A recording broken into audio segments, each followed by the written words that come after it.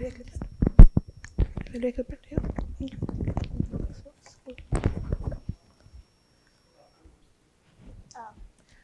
afternoon, and thank you thank you all of you for joining us for today's dialogue session. So today our speaker is Dr. Chaise Ladousa, who's a professor of anthropology at Hamilton College, New York.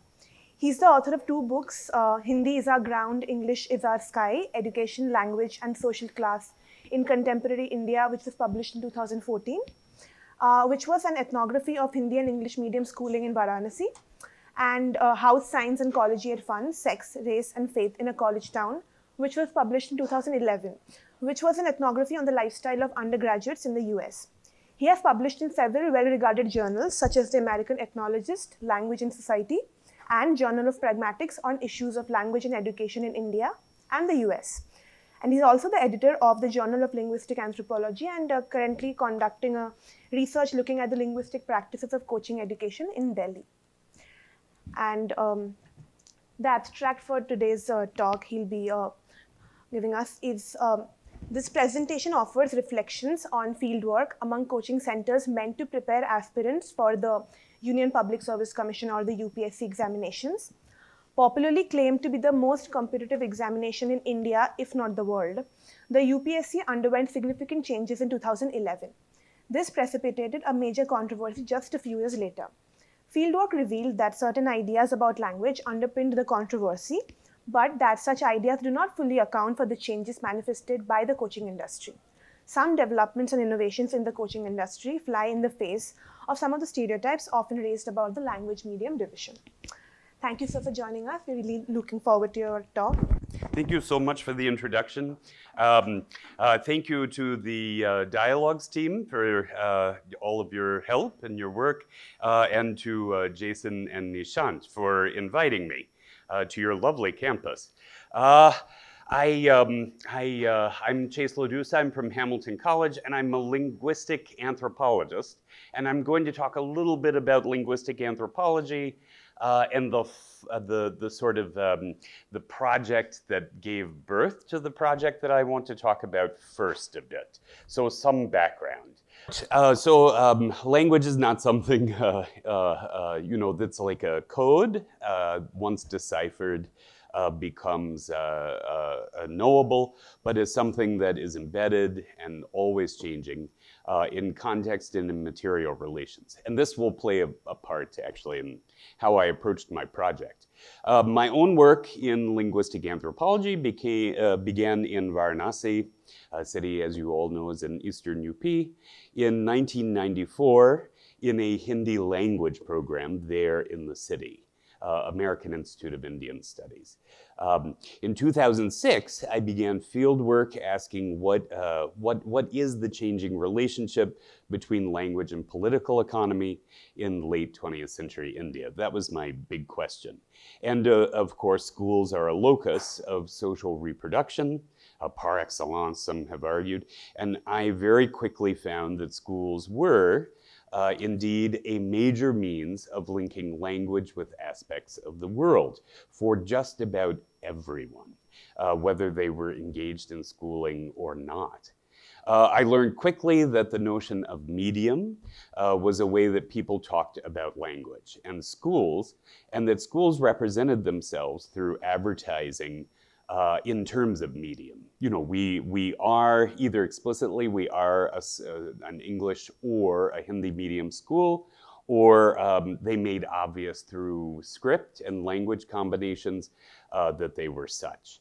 And just about everyone did so. There was no way to get out of this, and that a school was either in one camp or the other camp.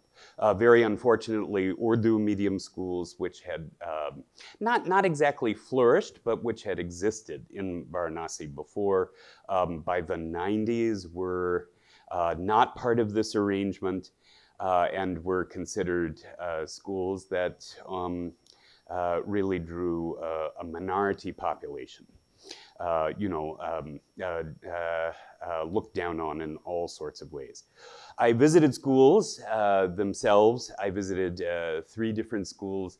one a school for girls that was an old school begun in the 1920s in Benares, an English medium school that now is the largest school chain, one of the largest school chains in India, and it stretches now from Lucknow to Patna and has something like 100 branches, and then a government school, a local municipal Hindi medium school.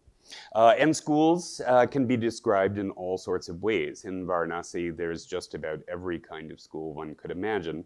Convent schools, madrasas, informal education sector schools, Kendriya Vidyalaya, there's one, municipal schools, government-aided schools, government schools, even Central Hindu boys and girls schools, which began as missionary schools and then were taken over by the city administration. But any of these schools, in fact, can be described as very easily Hindi or English medium. And so I tried to figure out, how does this dichotomy, how has it emerged such that there are all of these ways of describing schools, and yet that whole complexity of school administrative structures can be thrown out of the window and accounted for with language. Linguistic anthropology has embraced this tripart notion of the sign that comes from the work of Charles Sanders Peirce, who was an American philosopher, as opposed to, you might say, as more sort of embracing of the complexity of semiotic possibilities than the bipartite notion of Ferdinand de Saussure, who was Swiss. Saussure has it, as I'm sure you all know, that a sign is made up of a signifier and a signified, and that such a semiotic system is a set of signifier-signified relationships that stands apart from all other systems because of its unlikeness to those systems. And this actually implies that language is something like a code of denotational meanings, that as soon as you learn the code, you can then figure out just about any meaningful unit in the system. Linguistic anthropology has rather embraced sign systems that are in the sort of architecture of triads, and that entails that a sign can represent anything in the world, its signifier, with three different relationships. We all know that the signifier-signified relationship is there, and Peirce argues that this we call a symbolic relationship, where a sign represents its object in a relationship of arbitrariness. And this is precisely what we see when we see Hindi and English being used as labels for school types, when indeed just about anything else in the world would do. But a sign can also represent its object of representation through what is called an indexical relationship, which relies on context, or what is called an actually motivated or non-arbitrary relationship. So there are associations which go into pitting English medium schools against Hindi mediums, Hindi medium schools as not just different but opposite through things like cost. One is expensive, one is cheap. Or board affiliation. One is associated with a national board, in fact now an international board, and one is associated with a state board. And so these possibilities are not arbitrary. In fact, schools are, whether they like it or not, locked up in these divisions. And then there's the sign relation that represents its object by similarity, by actual palpable similarity.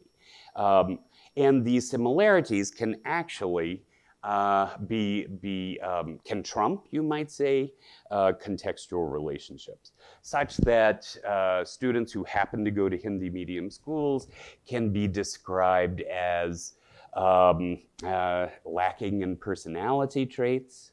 I'm sure you've all heard these descriptions, as stuck in kinship relations, as anchored to a locale in ways that their English medium counterparts are not. And of course, these are stereotypical, and they rely on false, in fact, misapprehensions of one sign relationship for another. All right. So that's the background of the research that I began in 2014. As students that I'd worked with in Benares grew older and approached, I had worked with many of them in first and second levels. You can imagine the quite hilarious scene of me sitting in one of their desks. It took a toll on my knees, I can tell you. I followed these students for about 18 years until they began to think about prospects. No one student that I worked with in Benares went for UPSC coaching, in particular, the Union Public Services Commission examinations. But everyone that I worked with in Benares engaged in some sort of coaching. Everyone, no matter at what socioeconomic level. Many have noted that the UPSC, of course, is one of the toughest exams on earth. Das, in his History of the Civil Service in India, writes, quote, "The competition is quite tough," meaning the competition for UPSC specifically, entrance. For example, in the year 2006, 3.84 lakh candidates applied for civil service positions, out of which the number of candidates who actually appeared was 1.96 lakh. Only 474 candidates were finally selected. This means that only 0.12% of those who appeared for the examination were successful. Going by the success rate, it is clear that the civil services have been able to attract the brightest of the educational system of India. In fact, the competition has become tougher over the years. For example, the success rate for the year 1950 had been 8.58%, while for the year 1970, it was 0.36%. For the year 1990, the success rate was 0.59%, and it had come down to 0.12% in the year 2006. So those numbers should be highly discouraging. And only a select few pass the exam, and that selection has gotten less rather than more over the years. And this is largely because of an increase in the number of people applying. Indeed, coaching in India, as you all know, is now said to be a multi-trillion rupee endeavor. If you visit any city of any sort of size, you're going to see coaching centers. Around Varanasi, if you go to rural areas, you're going to see coaching centers. But I had known someone who had gone for UPSC, the UPSC exam, I believe 6 times, failing it each time. And after the 6th time, he thought, I'm tired of failing this exam. I'm going to become a coach, a tutor. So he rented out a small space in Mukherjee Nagar in Delhi, which is where this research was conducted. He began with, a small room of students.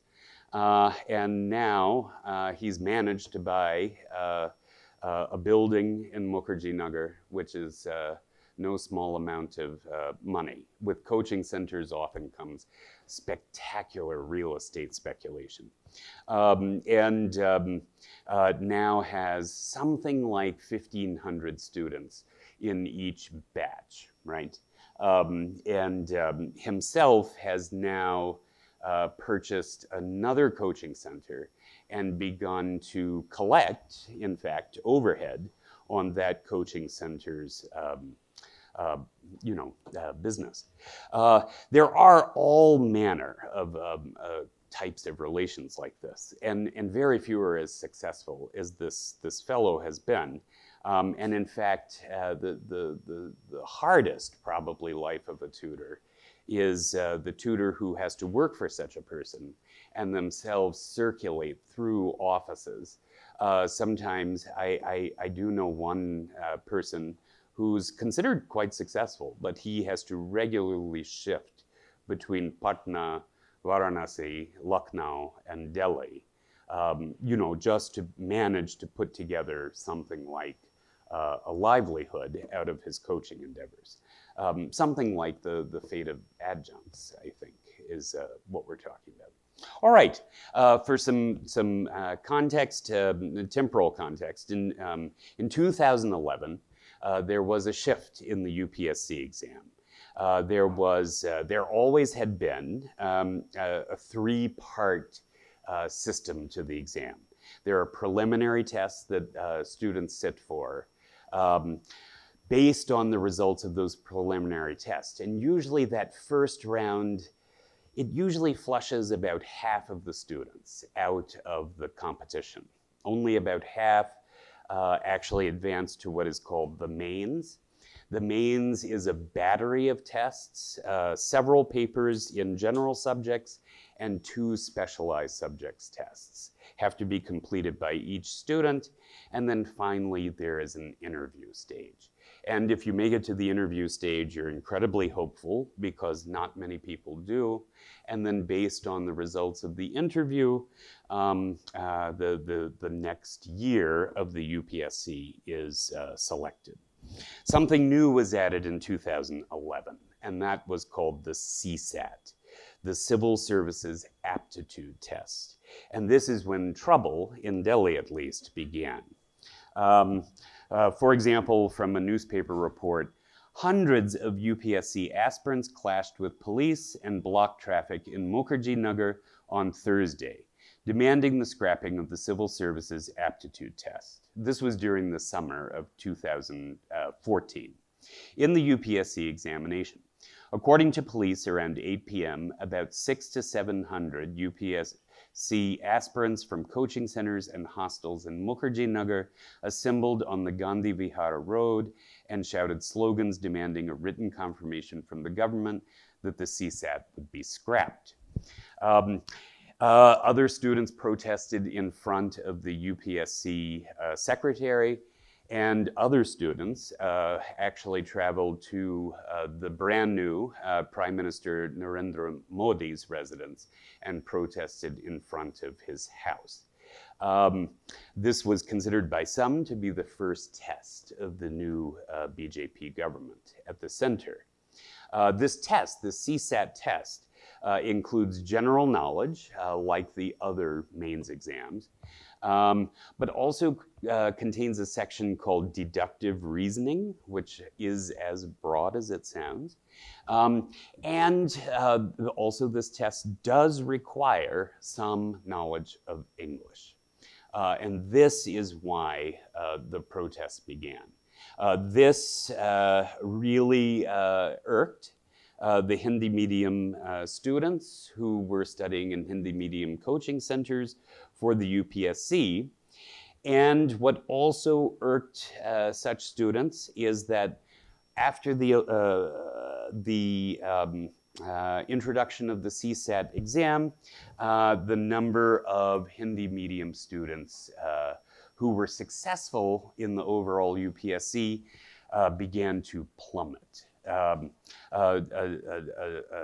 quote from the newspaper: "The number of students writing the UPSC exams in English has been disproportionately high over the last few years compared to that in the past. Analysis of UPSC data from 2009 to 2014 show. A significant jump was seen in the year 2011, when 83% candidates took the mains exams in English, compared to around 62% in 2009. Corresponding to that, Hindi saw a steep decline, a drop around 20 percentage points from 36% in 2010 to 15% in 2011.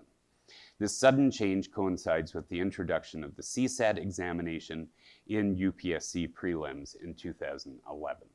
And if you followed the news, you know that the numbers got more dismal as 2012, 2013, and 2014 came. I believe it's by 2014 that less than 10% of the folks passing the UPSC examination were taking it in Hindi. So the students began to protest.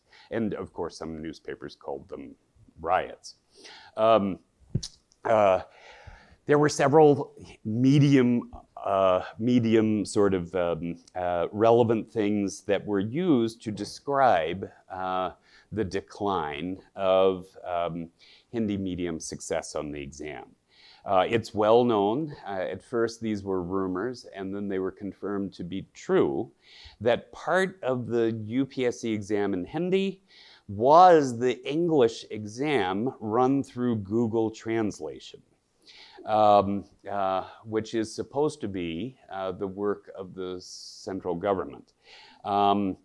Such that, for example, North Pole, and everyone I met in Mukherjee Nagar could tell me this, every single person, whether they were studying an English medium or Hindi medium, that North Pole, that the word in Hindi literally for pole, kambha, was used for the North Pole. And so many students during the exam apparently were either giggling or really quite confused and flustered because they simply didn't understand some of the questions. And at first, this seemed apocryphal. I had, Delhi University is near Mukherjee Nagar, and I had lots of friends teaching in the education department there. And you know, they were joking about this and laughing and saying, it can't possibly be true, but it is lovely to think about. And finally it was confirmed. All right, so I began fieldwork in this context. I attended coaching classes. They are grueling, I must say, for a visitor. I'm sure they're not for the students in attendance, but they do last 3 hours. They are continuous 3-hour-long lectures that involve students taking careful notes. And that is one thing I noticed about UPSC. There's like a para-industry of the production of notes, of journals, of guides. Some are published in sort of pucka copy as purchasable books.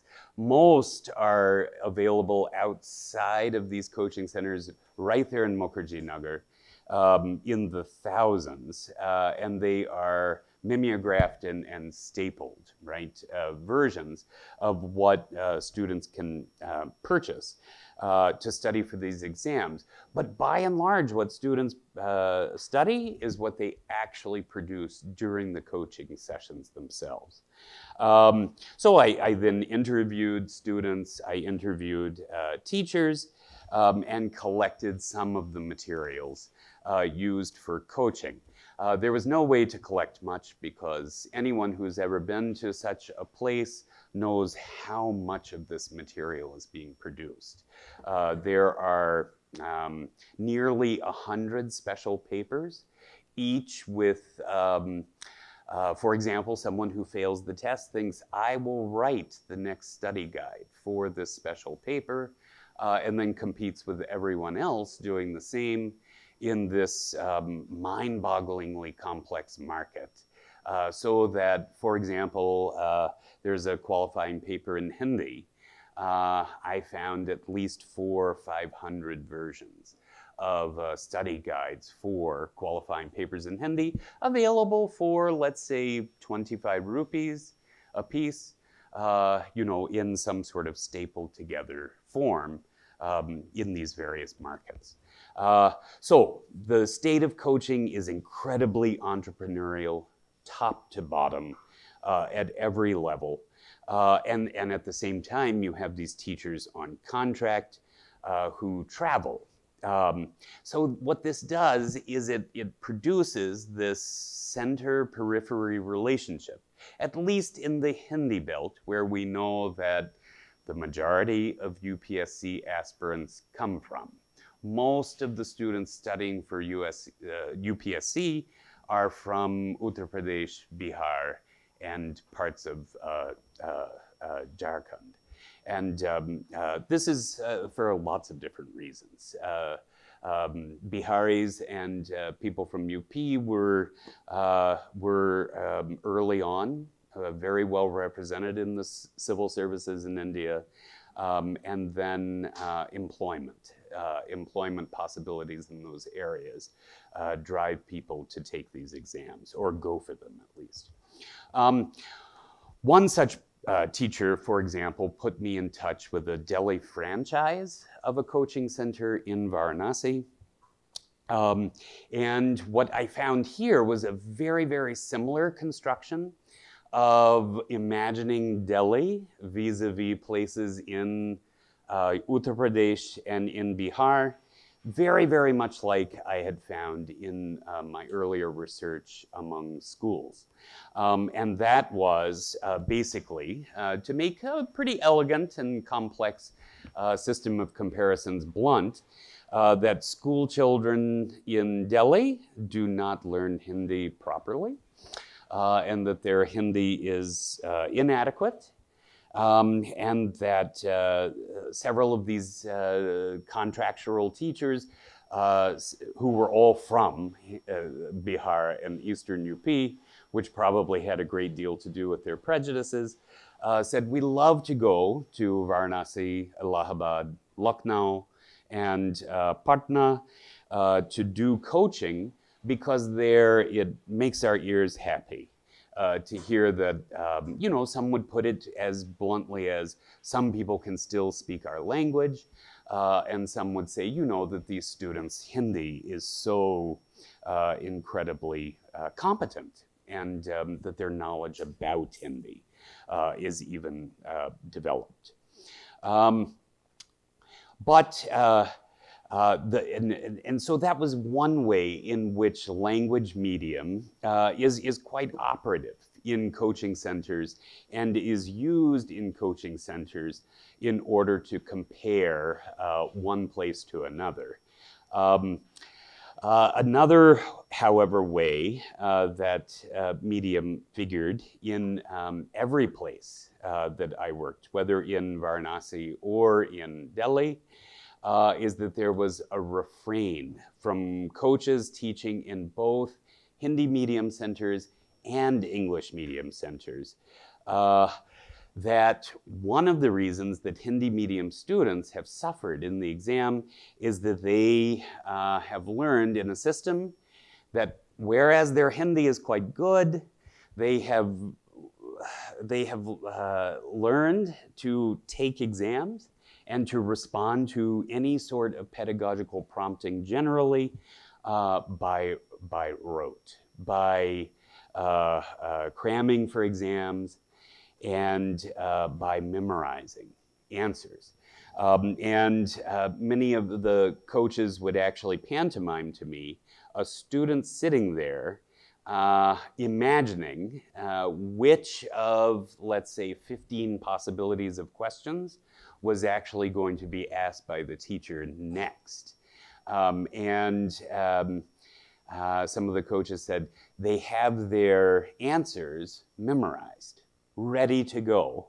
And even Hindi medium coaches would tell me this really hurts these students as they go for the UPSC exam, especially in this new CSAT, because these questions are not meant and are really not meant to draw some sort of factual, pre-memorized answer. And this was really stressed by Hindi medium coaching teachers. And I quickly realized what's happening then is you have this stereotype of these two systems locked in contest with each other, such that for Hindi medium coaching centers, this becomes sort of a rationale for their own existence, right?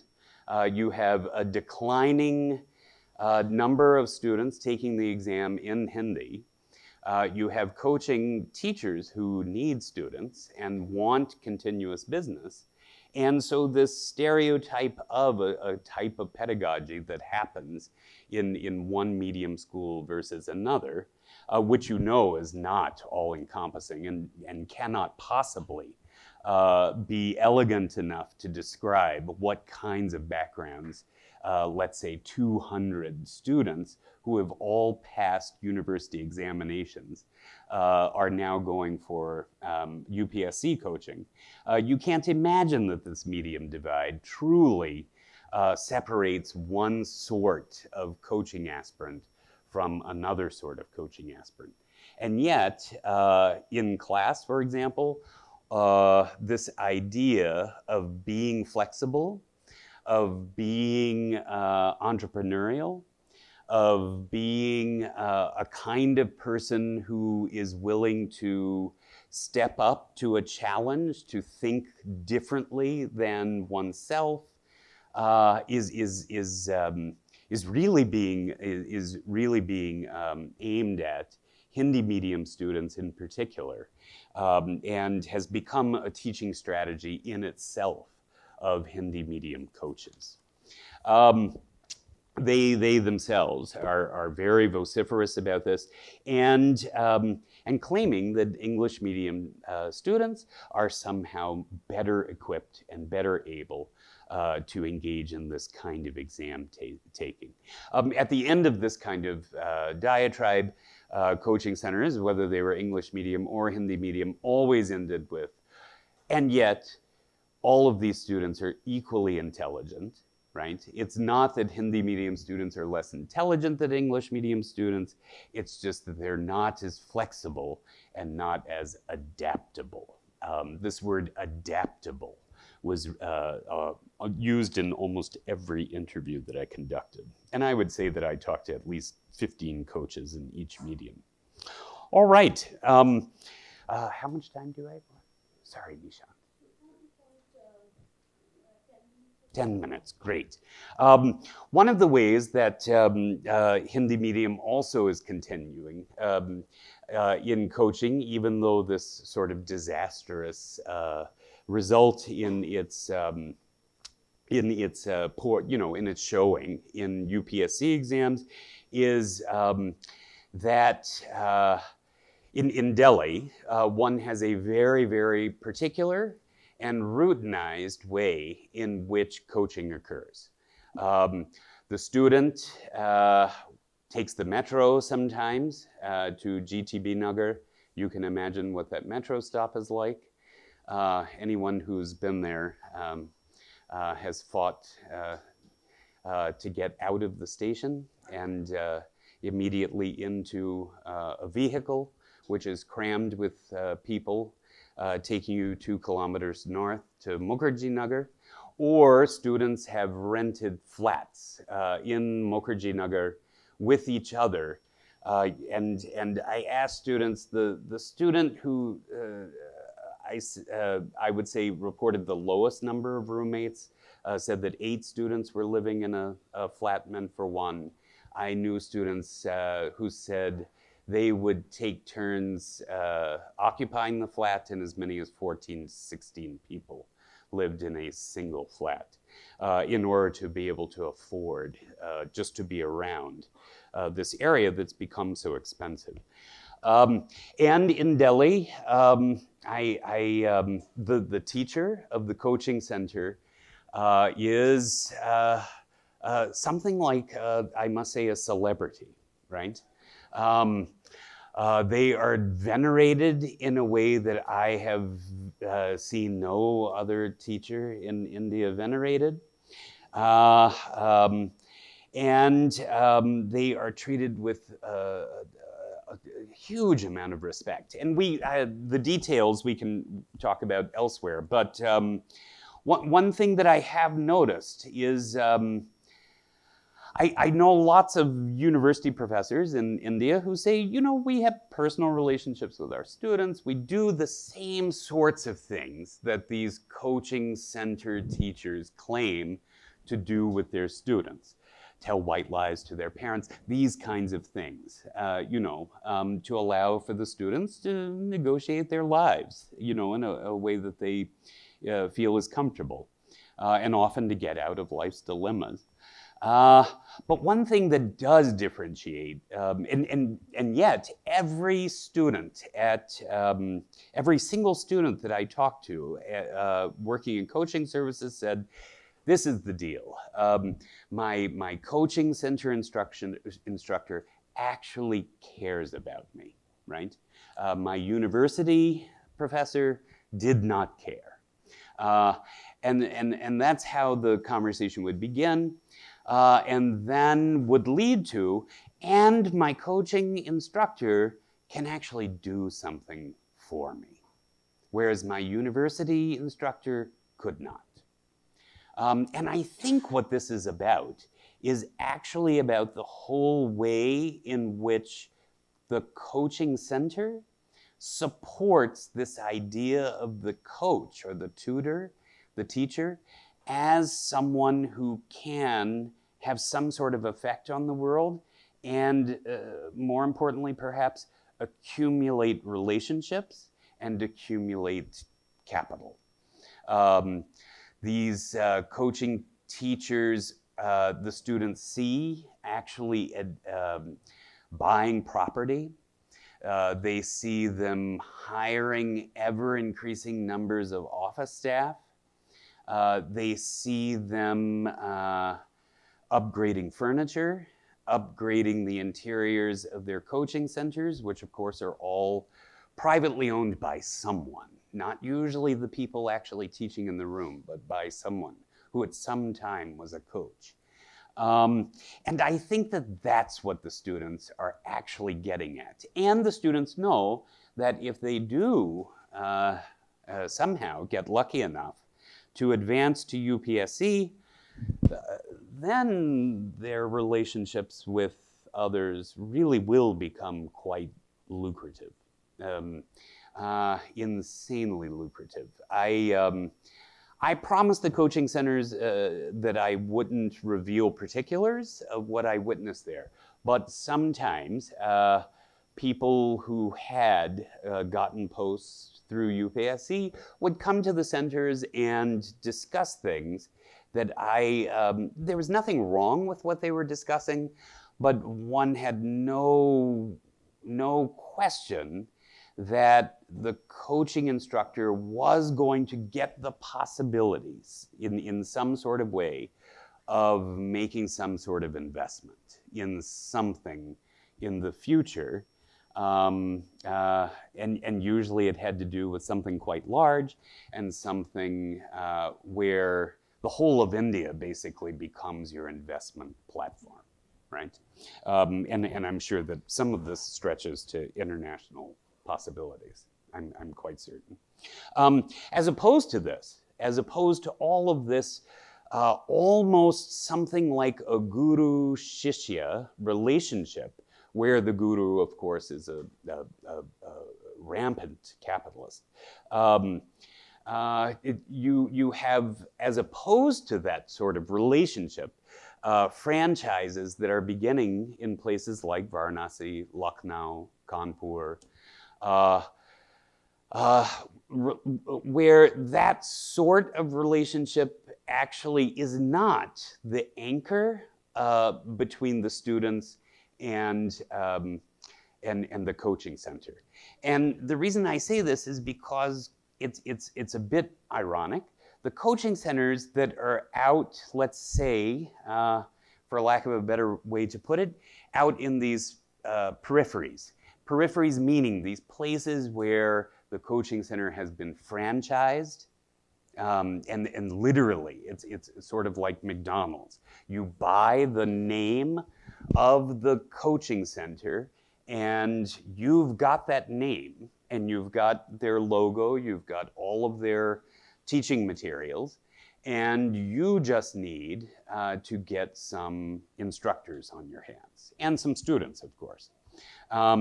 And those instructors are either going to take the train from larger metros, and you're going to hire them that way, or you're going to find people locally.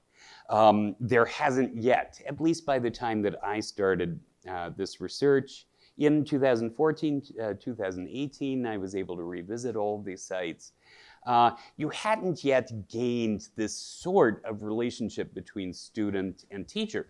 What you did have, however, and I was quite shocked, for example, an anecdote, I approached a franchised coaching center in Varanasi with which I'd been working in Delhi, and I said, can I attend the lectures? And in Delhi, the answer was immediately yes, because in fact, we're going to introduce you and, you know, in some way keep referring to you throughout the lectures.